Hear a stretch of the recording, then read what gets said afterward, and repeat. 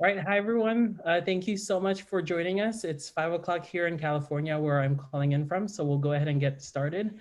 My name is Tomas Mangloña, calling in from Palo Alto, California. I'm one of the co-leads with the Pacific Islander Task Force under AAJA, along with the other co-leads, Nita Hofschneider, Rachel Ramirez, Katlin Allo, and Lauren Koana. Today, we're so grateful to be able to get to know and chat with three Pacific Islander journalists and media makers working throughout Oceania. In this panel, we hope to open the conversation about reporting in the Pacific, their individual career journeys. We have some really wonderful people working on great projects, and advice to aspiring API journalists who want to cover Oceania. And for those of you who don't know, just a few housekeeping notes. This will be a 1 hour panel with 45 minutes of discussion and 15 minutes of a live Q&A. And so you can put your questions in the chat box, ask them yourself at the last 15 minutes, or send them directly privately if you'd like to be remain anonymous.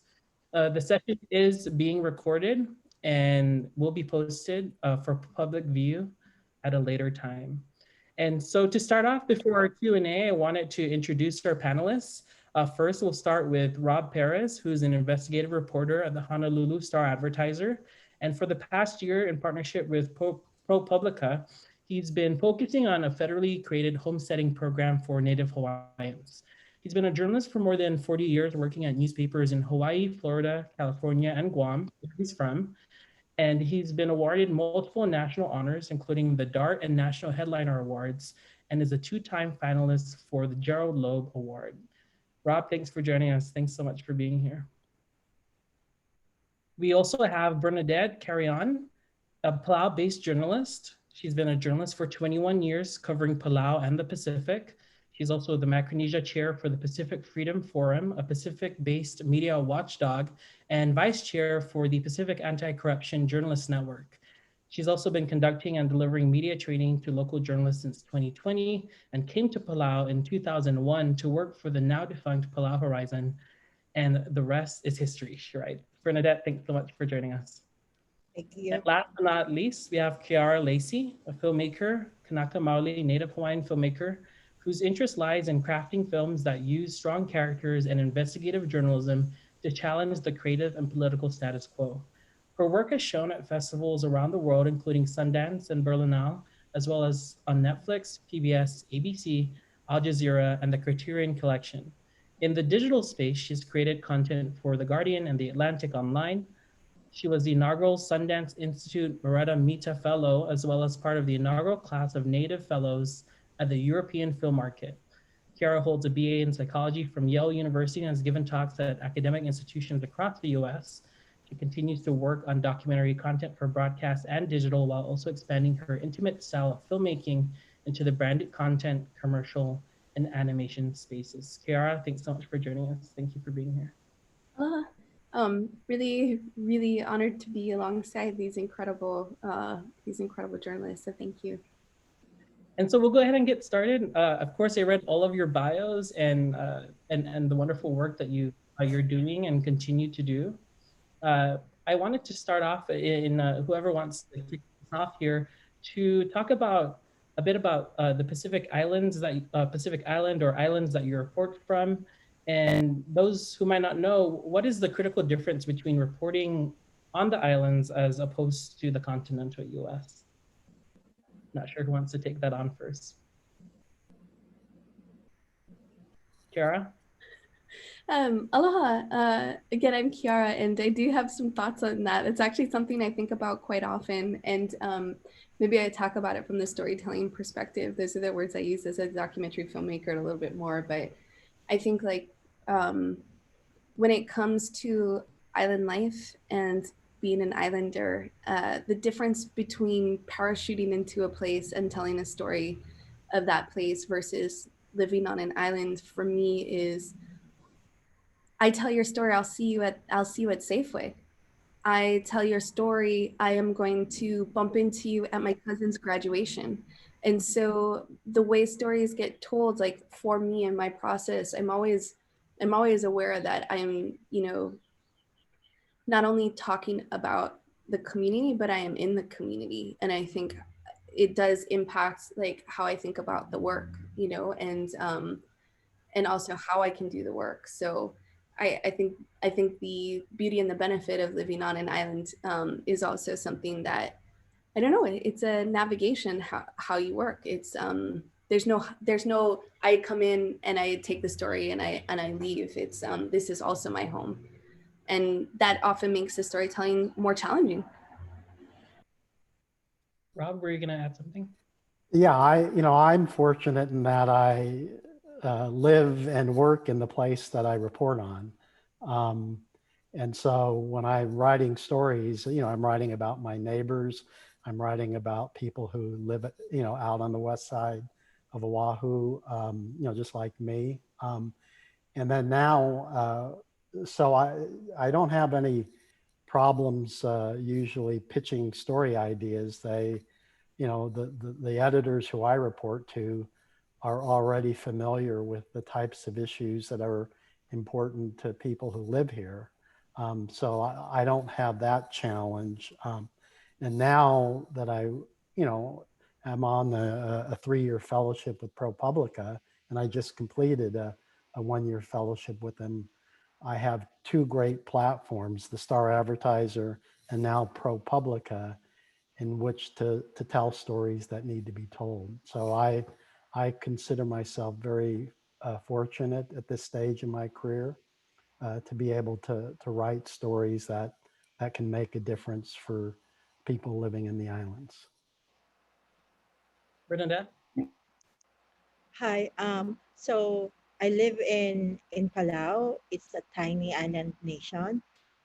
We have a population of 18,000 people. So I live in Koror, and as the others have said, that it's a small community. So I know your kids. They know my kid. So the challenge sometimes is there's no anonymity in Palau. Everybody knows you, you know everybody. And as Ciara says, I can be bumping into a senator in a restaurant. I can bump into him in schools. So there are people who recognizes you in the cashier. The cashier will recognize you and say and tell you about their story. And I think to me, that means I'm making an impact for them to trust me enough to tell me their stories, what's happening, how the government is impacting their lives. And that to me means I have built my credibility or integrity enough for them to approach me and tell me their stories, because it's a small community. There's family ties to a senator, to a powerful government official. So by them just telling their stories to me means they trust me. And the challenge of no anonymity sometimes can be a challenge, but at the same time, the small community is also rewarding, covering the small community, because you know everyone, and it's easy to just go outside, go to this place and talk to them.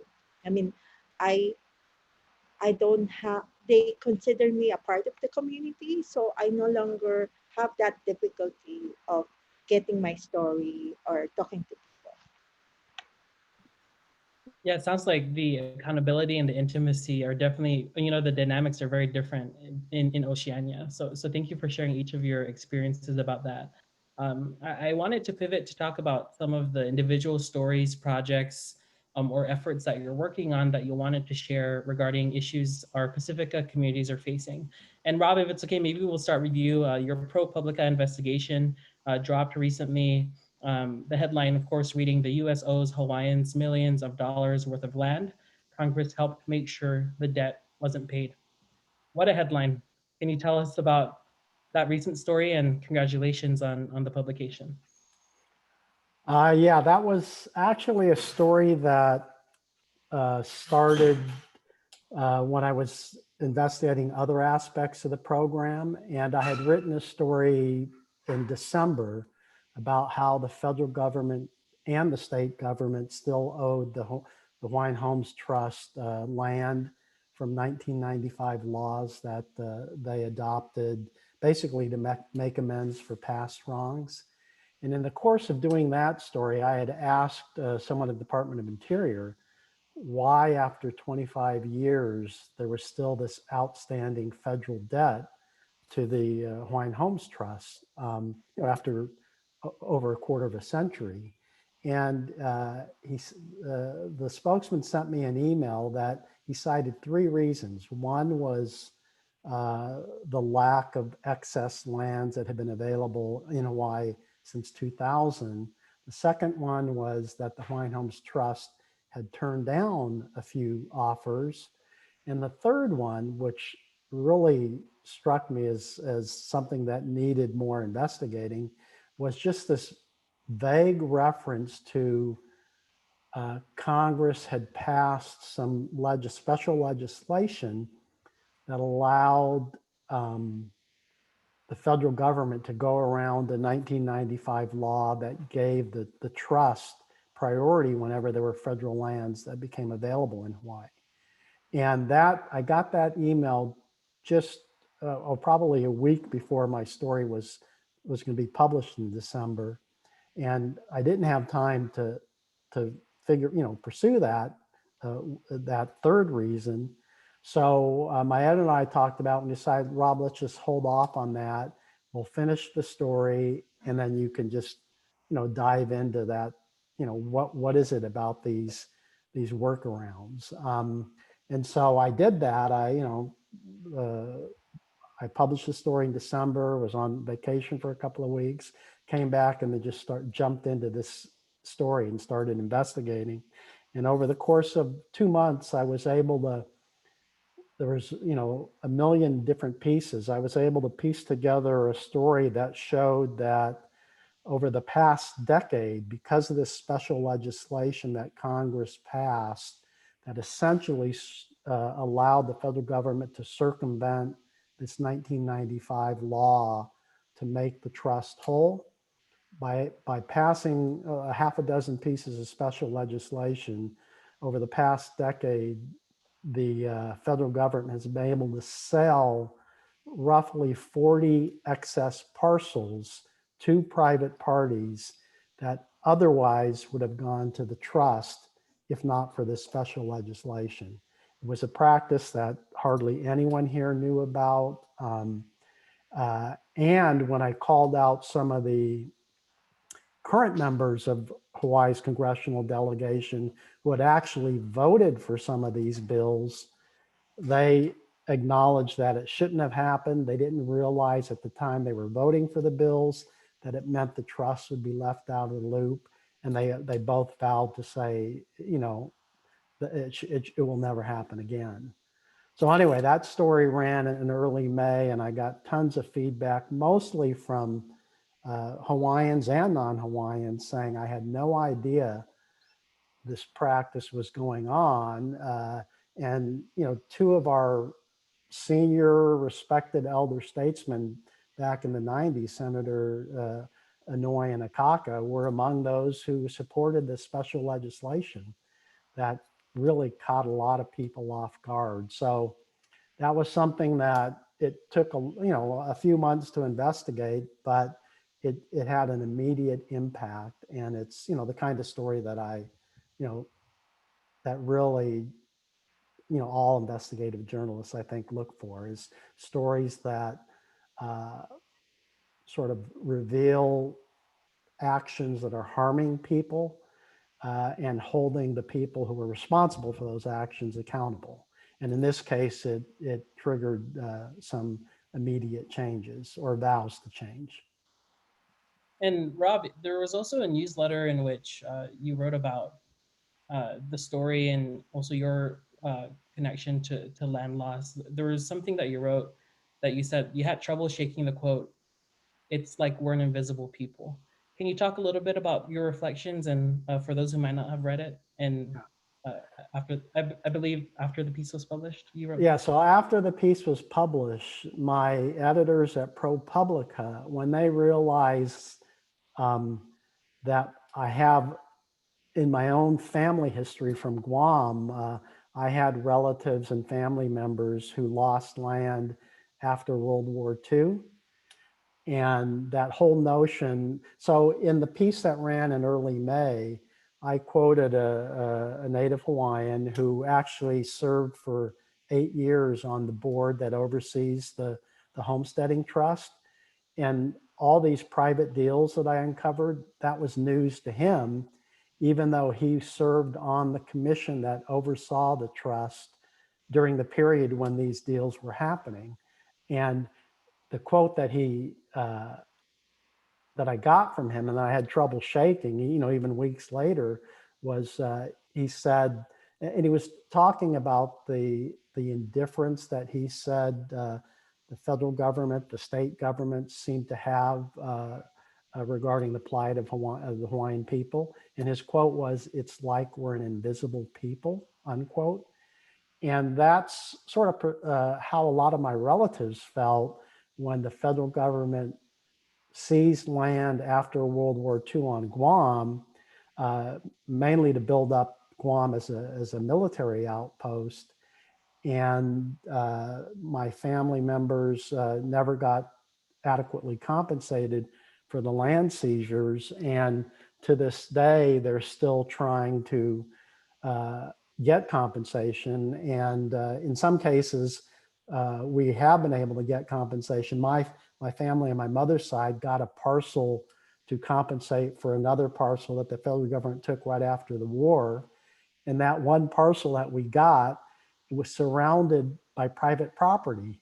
So we got this parcel that we couldn't access because we had to traverse private property. So, we eventually resolved that problem, but it's just another example of sort of the challenges that, indigenous peoples face when they're, up against, someone like the federal government.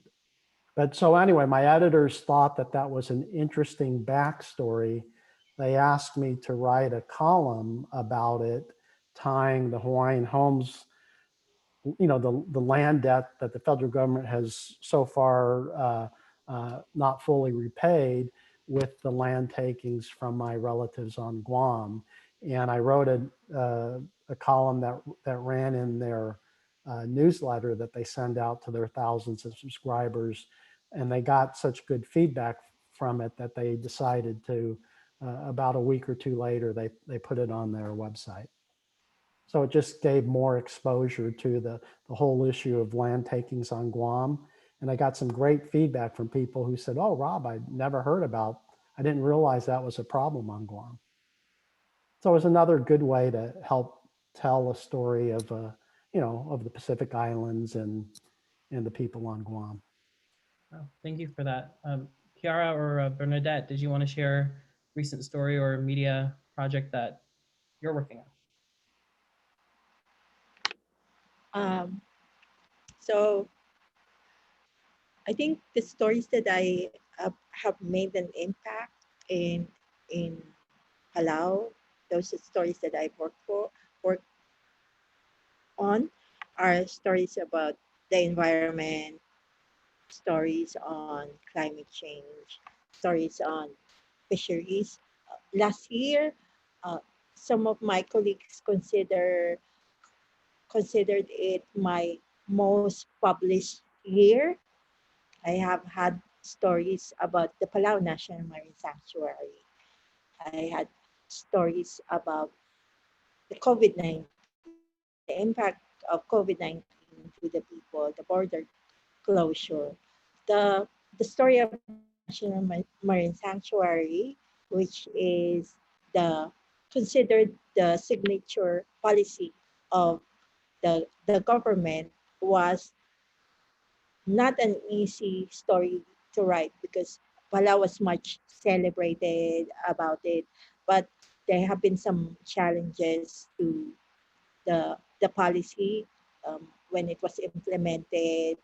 Would it would it really make an impact to the people in Palau? And yes, Palau has gotten famous for that policy, but then in the end, when you when you implement a policy, you look into what does this mean to the people of Palau?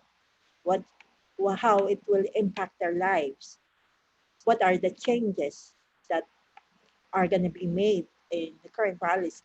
So the story that I did was that when it was implemented, there was lack of tuna, and then the reef fish, you you remove the fishing pressure outside of the reef, like pelagic fish, but then it creates a fishing pressure inside the reef, which is something that should also have been thought of. So it was the story that I wrote for The Guardian, and unfortunately, the stories that usually made more impact are the stories that are picked up by the international publications like The Guardian or AAPI Australian Broadcasting Corporation. But at the same time, I think I wouldn't have that opportunity to get picked up by international publication if I haven't been doing a lot of reporting from Palau. It might be a tiny nation, but there are a lot. There are also a lot of stories that are making an impact not only here but also an impact outside of Palau, regionally. Palau has been in the forefront of ocean conservation, in forefront in climate change, and and so those are the stories that I think have made an impact that I have worked on. I still don't have a big investigative piece or a, a big anti-corruption story. It's still a challenge, but I think from where we were 20 years ago, uh, we have moved a lot forward about writing underreported stories, writing about how the lives of the people are being impacted by what the policies of the government, because it's a small country and sometimes we tend to just um, write about the press releases, write about what the government tells us, what the president tells us. So I think right now, and with my media colleagues, we're starting to write stories that are actually underreported and what it means to the people. Thanks, Bernadette. If anyone follows Bernadette on Twitter, we all know that you can follow her for the latest that is happening in Palau. And I know that especially when Palau became one of the first countries to have a travel bubble, that made a lot of big international news that you reported on as well. And so definitely Yes, look for your reporting. And yes. Kiara, I wanted to pivot to you and ask about your projects. I know you're a filmmaker and have a new film out. Um, I have, that, sorry. Yes, I have a film that I worked on in partnership with PBS's American Masters, if that's the one you're referencing. It's called This Is the Way We Rise, and it chronicles Kanaka Maoli slam poet, artist, and protector of Mauna Kea. Her name is Jamaica Osorio. And that piece was part of a larger effort by PBS and American Masters to create an anthology of work by artists of color or filmmakers of color about artists of color. So that piece itself was more of a profile that did end up talking about something that is important in the Hawaiian community right now, which is the protection of Mauna Kea. And that wasn't necessarily the intent to begin with, but as a documentary filmmaker, and I'm sure as the reporters that are here, you follow the best angle in the story. And when Dr. Osorio's life took her to the Mauna, we went with her, and it was a personally a really great experience, but also for me to be there as a Hawaiian, but also I've been really interested in how the work is carried. It's always very telling to know if the rest of the world understands that something is important, that it tracks, and they're ready to watch. Whereas like some of the other pieces I've worked on, like, you know, Hawaiians in the prison system, there wasn't as much immediate like interest in it. So it's always interesting to see how the response goes. Like if it fits in line with sort of what expectation is for a community, then like I feel like it tracks more. And then currently I'm, you know, to piggyback on the good work that Rob is doing, you know, talking about Hawaiians and land and access to land, and working on a longer form documentary about Native Hawaiians and their ability to afford to live in Hawaii. So that's a work in progress. I'm often very slow, so I will say it could take, as I'm sure many people here will understand, it's probably going to be a few years till anyone hears about any of that. But it's a work in progress. And, you know, I think what guides the work as an island person and somebody from within the community is the story is always personal. You know, if we're talking about what's happening here, it's happening to people I know. And it's on the fringe of, you know, is it going to happen to me sometimes? Right. So I think that also adds like motivation to doing the work that we do. Thank you all for sharing such amazing work that you're doing and that we can all follow. I wanted to ask about some of the challenges if you faced any pitching to outlets or publications that aren't based in the Pacific. AJA, of course, is international, but I think a lot of what we talk about is getting non-Pacific based publications to publish and accept pitches. I'm not sure, maybe Bernadette, you might have more insight on this given your freelance work, but what does that look like? Yes, it could be a challenge sometimes because there are some editors who would say, "Oh, your story has to connect to the international audience," or you pitch a story and then they tell you, "No, well, leave it at leave it at that." Um, they will not say, "I'm not interested." They will not say directly, "Not interested in your story," but they will say, "Oh, let's just leave it at that." Or they will ask me, "Does that make impact to the lives of Australian people or American people?" Um, Sometimes just say, "Oh, it's not a story for us." And then one of the challenges too is I do what I call fixing. Like there's an international news crew that comes here. I I help them out. I research for them, and then they don't give you credit. Of course, they pay you, but I think for most journalists, the the one that will give you credibility is seeing your name out there, seeing your byline. So you research for them, you pre-interview people for them, and then you don't get a name. You don't get a credit for the work that you have done. But lately, there are more Pacific journalists that are writing, not only me. And I think with with that, from writing from Samoa, Pacific journalists who's having a name in the Pacific, I think it also helps that I'm connected with them. I talk to them. I discuss issues with them. And then there's a lot of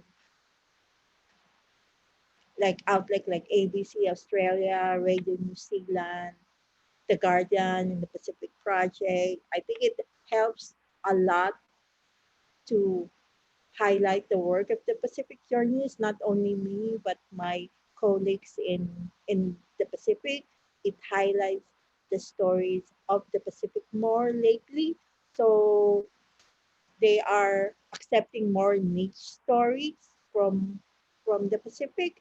from Palau. So I think um, it's one of the best things covering Palau in the Pacific is that focus. There are more focus. There are editors now who are really wanted to focus on stories in the Pacific. Thanks for that. And I wanted to ask Rob or Kiara if you had anything to add, but also adding on the additional question of what stories should the world be paying attention to right now? I'm not sure if you have anything to add, Rob or. Well, as I sort of alluded to before, I haven't really had a problem of, pitching stories to editors, because the kinds of stories I pitch are the kinds of stories that, the audience here would be interested in. Now that I've also am with ProPublica, the challenge for me is pitching stories that will have a national appeal. And so far, at least, ProPublica has been very interested in stories reporting about underrepresented communities that have not been adequately covered by the mainstream media in the past. So far, I have not had any problems with that. This fellowship that I'm on now, the 3-year fellowship, I am not limited to writing just about the Hawaiian Homes program. Last year, my 2020 fellowship, it was exclusively to focus on the Hawaiian Homes program. This year, or for the next 3 years, I can broaden my reach, and I'm still doing stories about the Hawaiian Homes program, but I'm also looking at other stories and pitching other story ideas, because ideally I would like to do more stories that have a Guam connection, so that I can tell stories about Guam and the rest of the Marianas. And so far, at least, my editors seem receptive to that. So stay tuned. I'm hoping to get publish at least a few stories that have very strong Guam or Marianas connections.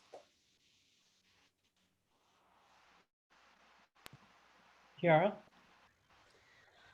Well, Bernadette, I just have to say, like hearing your experience of having other teams come out and rely on your good work and your contacts and your connections, and not citing or crediting you. Like, I'm sure that's, to me, that feels like vestiges of old ways of working that I think need to absolutely change. And I know it's a little bit off topic, but I hear that in documentary, we talk so much about authenticity. Like right now, right? The thing we talk about is we want authentic voices, we want authentic storytellers. And I hear that, and it's so upsetting to me, because you bring that credibility to the work. And for you not to be acknowledged is like, it's something that I think in the documentary space people recognize, but it sounds like there's a lot of work that needs to be done in journalism to make sure that you're being honored for what you bring to this. Like, it's so extractive, I'm frustrated for you. I'm frustrated for you. So I just want to put that out there. What you're doing is important for your community and giving voice to your people. So I thank you for that. And like, definitely think that whatever outlets come their way or come to you, like, it should be with gratitude, because you bring in an insider or a knowledge that somebody hopping in to the community for a week will never have, right? So yeah. I was in regards to pitching pieces about home, it's always like, it is always a game in terms of like helping people to understand what might be outside of the expectation, right? There are certain like expectations of the stories that people want to hear or are prepared to hear. And I think like, Rob, the excitement about what you're doing on the West Side and like the larger conversations, like, man, Hawaiian Homes needs to get blown up. Like in terms of, as a Hawaiian, knowing how many people personally have like sat and or died on the list waiting to be able to get, land that they're entitled to, and the mythology behind what, oh, there's no land access and all the things that go on with that. I'm grateful to you for your reporting. And I think for me, it's always, the trick is getting people to actually understand the value or the universality to the specificity, right? Like if we're talking about Hawaii, then a story that might feel specific to Hawaii, it's like, oh, it's this is happening in other places, just in different ways, and making sure they understand that. And then on top of that, just making sure it doesn't, the editing or the conversation around the work stays in an authentic space.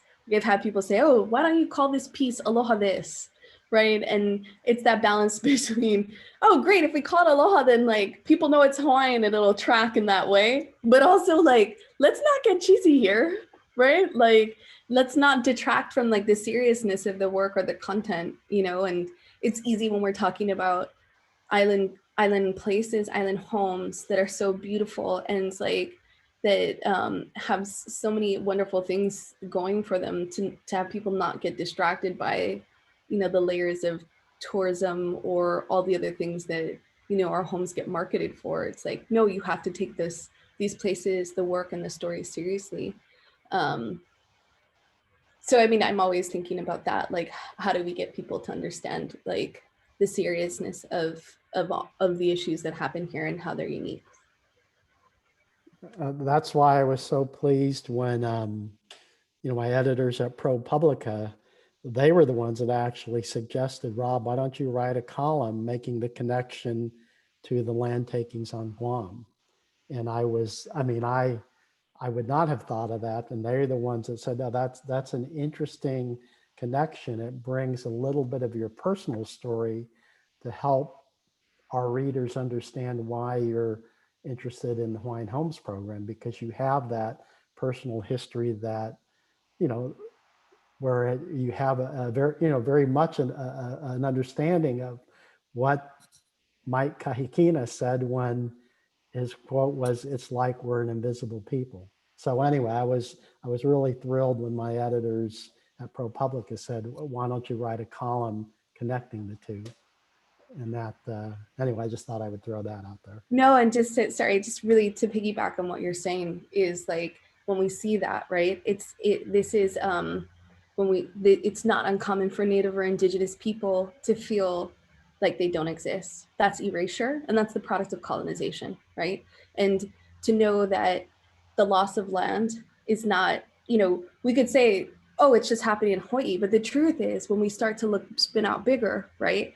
This is not unusual. It's happening in Guam. It's happening in other places. This is the product of power structures, right? So like, for them to give the opportunity not only to show your authenticity in terms of connection to the storytelling, but for me also just to recognize it's not just here. This happens across island nations. It happens, across other places because of power structure. Anyway, I'm so grateful. I'm a fan of the work that both of you are doing. So thank you. Oh, no problem. This is what it was, like a conversation. I could fade back and have you all just continue talking about your work. I guess the last question I have before opening it up to the audience, I think we have a audience of all journalists today. So if you want to send your questions privately, feel free to do that too. But this last question is just for those who might be watching later too, about your advice to young Pacifica journalists, maybe, searching out for their first story or entering the field. What's your advice for them? Don't do it.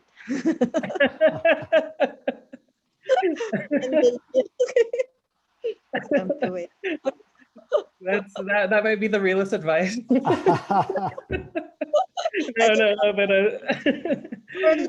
just want to put it out there. But seriously, if you want me to go first, I think learning every day is a constant learning period. I might be a veteran journalist, but I'm still learning. I learn new things every day. never be scared to reinvent yourself. I'm a print journalist. I don't I'm not originally from Palau. I'm from the Philippines. So you can imagine before there's some resistance because I don't I wasn't born here. But I think you important thing is persist. People will not like you. People will not take everything you do seriously, especially in a small island when they know you personally. So sometimes your your personal attitude or how they see you personally gets into the way of how they see you professionally. Um, you will be rejected. So I think you use that as a way to go forward. And most importantly, you report, write, report. Experience is key. Produce as many stories as you can write. And I always tell myself, if even if I'm criticized or people don't like me, although they don't know me, so always aspire for accuracy because that's your best defense.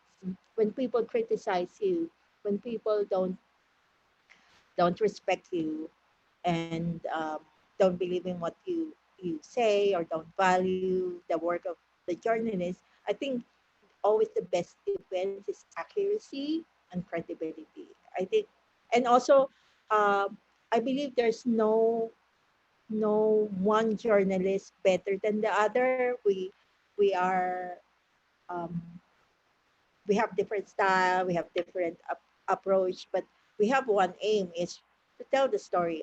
I it probably a cliche, but I believe that we have one aim. It's a calling, it's a responsibility. We give voice to the voiceless. We make leaders and public servants live up to the promises they make. So I think that's my advice.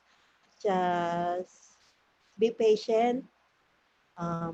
Doesn't make a lot of money, but it's really very rewarding. It's a very rewarding career. I can say that it's very rewarding.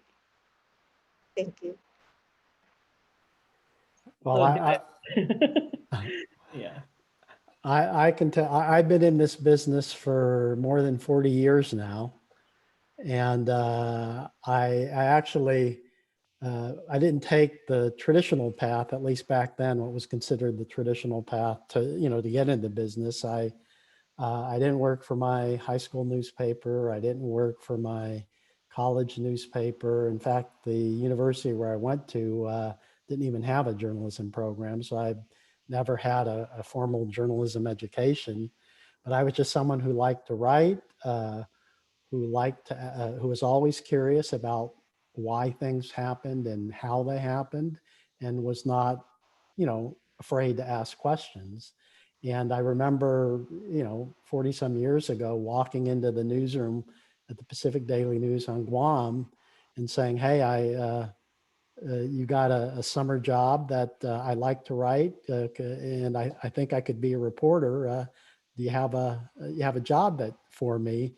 And I'll never fully understand why I got a job, but an editor there decided to take a chance on me, and here I am 40 years later. And so my advice is just, I don't have any special wisdom to impart. I just have 40 plus years of experience.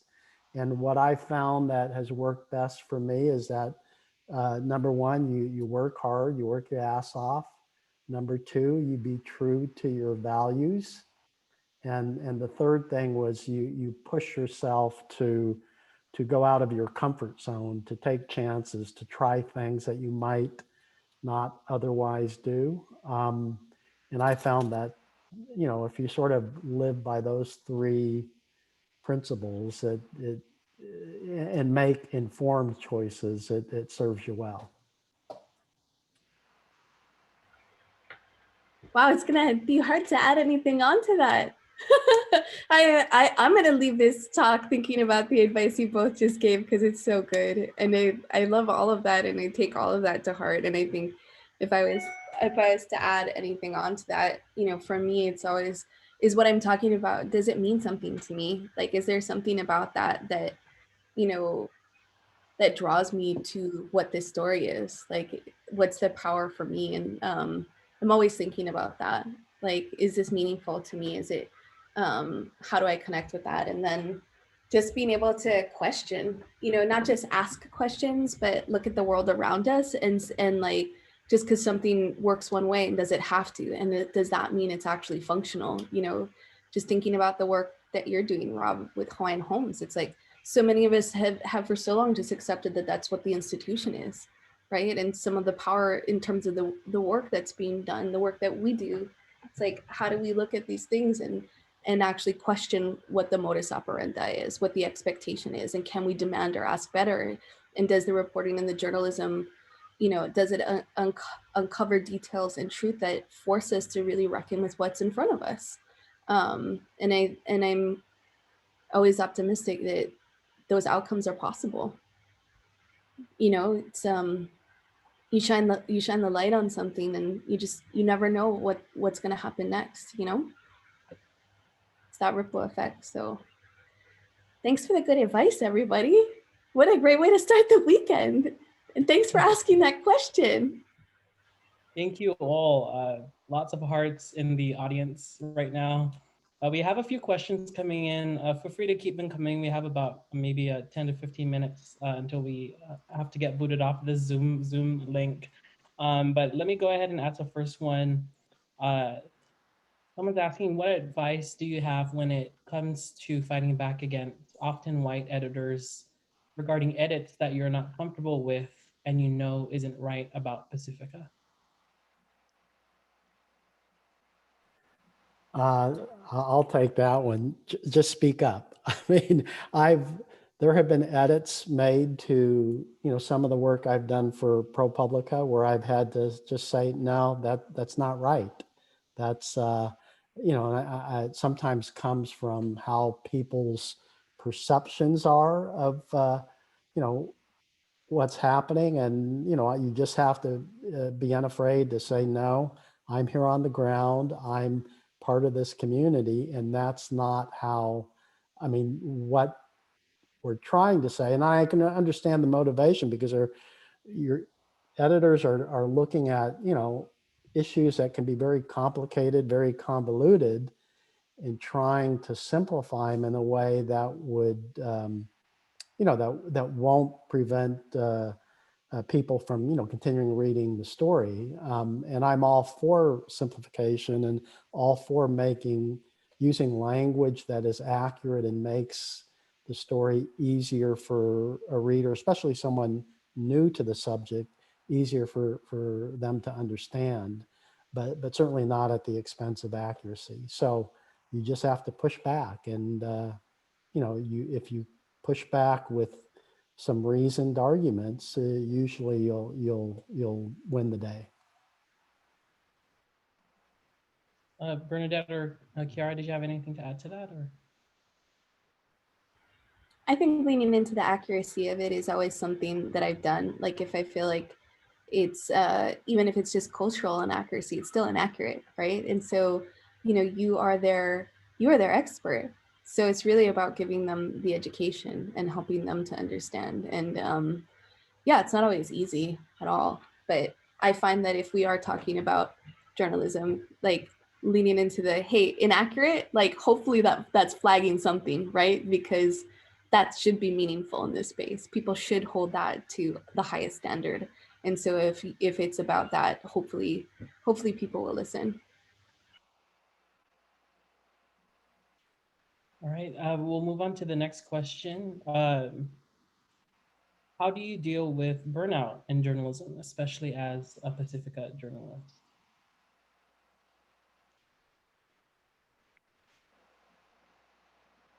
That happens a lot.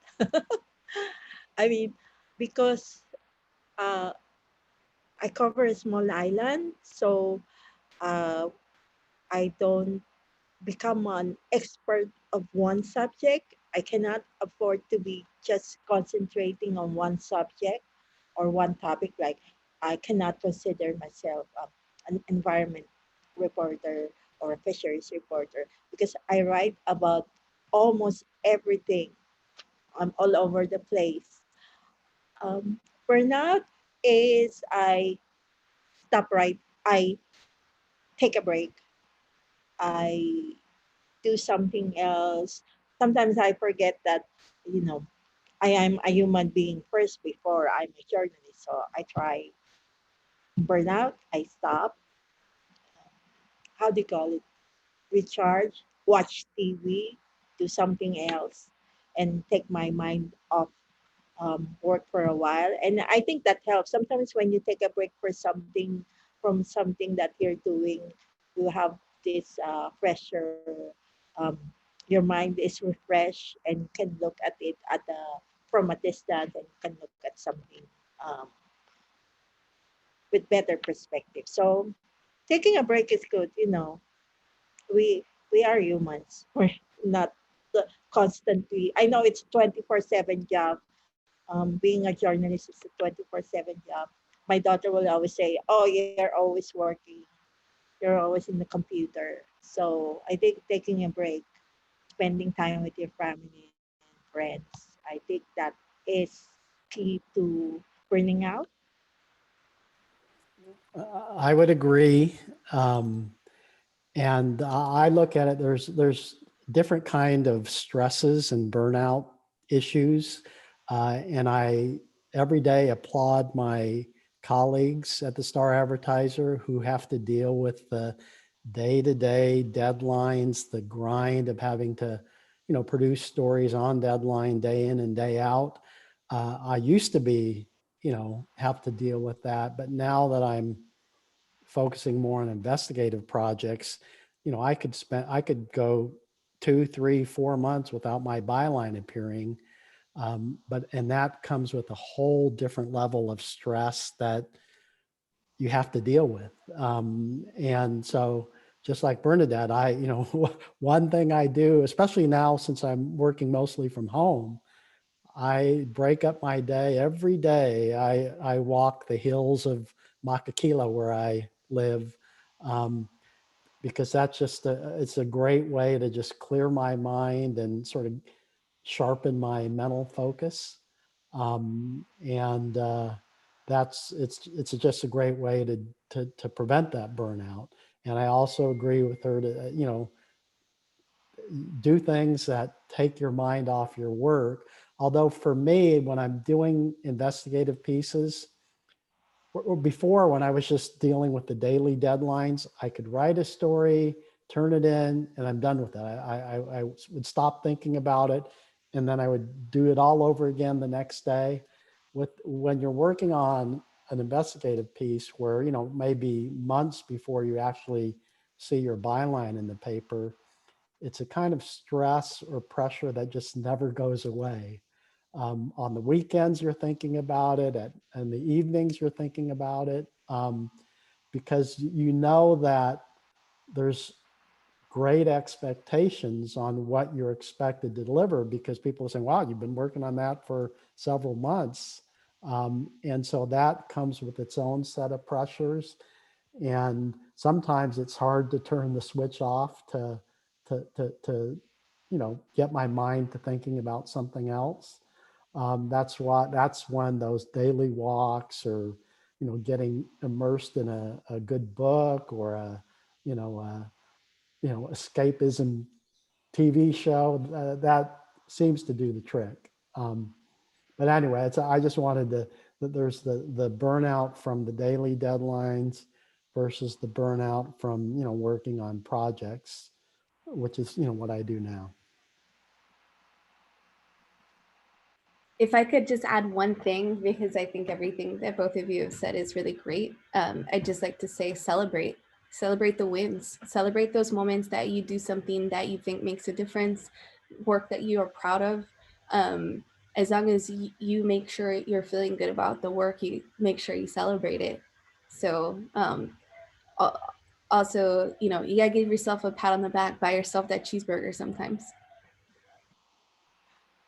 Thanks so much. We'll ask the last two questions here and then wrap up for us to celebrate the weekend that's coming up. I want to combine them. So they're also in the chat if you'd like to review. The one question is, how do you build your PI community? This person feels as a part of the diaspora less connected than they want to be. And then we also have a question about giving back to the communities you speak with. This person writes, sometimes reporting on complex and sensitive topics can feel extractive. So how can we give back to our sources when it feels like we're taking so much time, emotions, difficult memories, etc., from them? They've always felt, been told to never promise that a story they write will lead to change. The promise that they can make is that they'll share what they have to say, but even that has limitations like word count. And so closing here on this, on the question of community, how to build community and also how to give back to community as a journalist, as a media maker.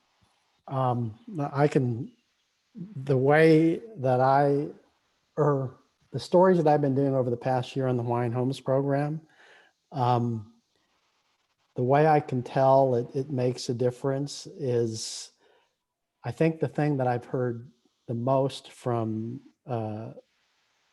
Hawaiians who have reached out to me is the some variation of the phrase, Rob, thanks for giving voice to us. Thanks for listening to us. Thanks for telling our stories when a lot of people are not interested. And thanks for telling them in a way that has meaning and impact that, everyone can understand. So I think my way of giving back to the community is through my work and giving voice to, many who often are voiceless, or in the words of, the guy I quoted, are seem invisible. I think for journalists, and particularly Pacific Island journalists, that's one way to really give back to your community and help elevate those voices that may otherwise go unheard.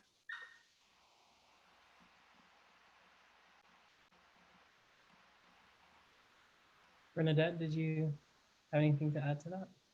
Um, I I agree with Rob.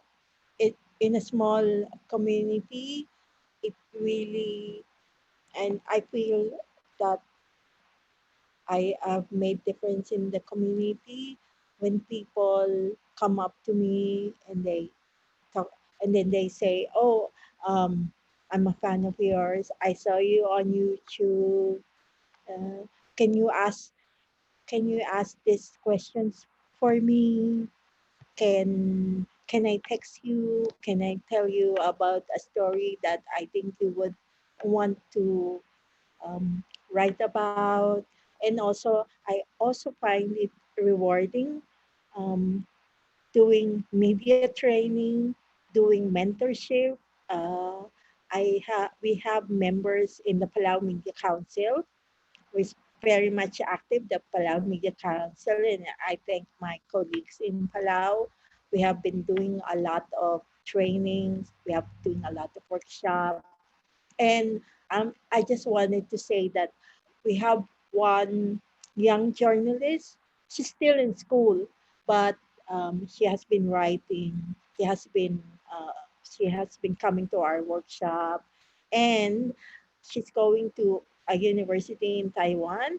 And she decided that she's going to take journalism as a course, as a you know as a degree. She wants to be a journalist, a full-time journalist. And that to me is makes my heart happy that you were able to inspire someone else. And this is this is not an easy job. It's a thankless job. Don't really earn a lot of money, especially in a small community. Um, we have smaller newsroom. It's not a very lucrative business. It takes a lot of passion. It takes a lot of heart. So seeing a young journalist wanting to do what you do, um, wanting what he has seen in us, inspired by us. So I think that's how I think I gave back to the community is to inspire others to be a journalist.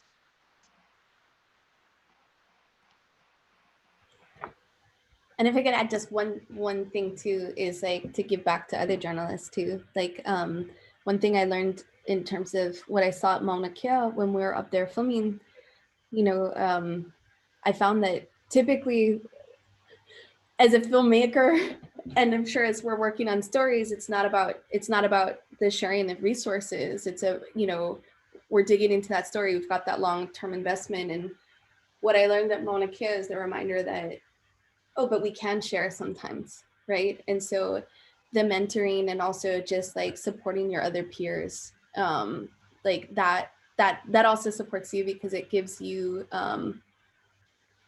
people who know what you do, know what your world is like, you know, a place to kind of, it gives you a place to share feedback and like get a little support too, because not everyone in your world is going to understand what drives this kind of work. So having other people who do what you do can be helpful, or yeah. So helping others, not just those who are up and coming, but, you know, creating that network or that circuit where you can support each other as fellow journalists is really powerful too. Well, I can't thank you all enough for helping and supporting us as the Pacific Islander Journalism Task Force at AAJA, and everyone who attended, for sharing your time and this space.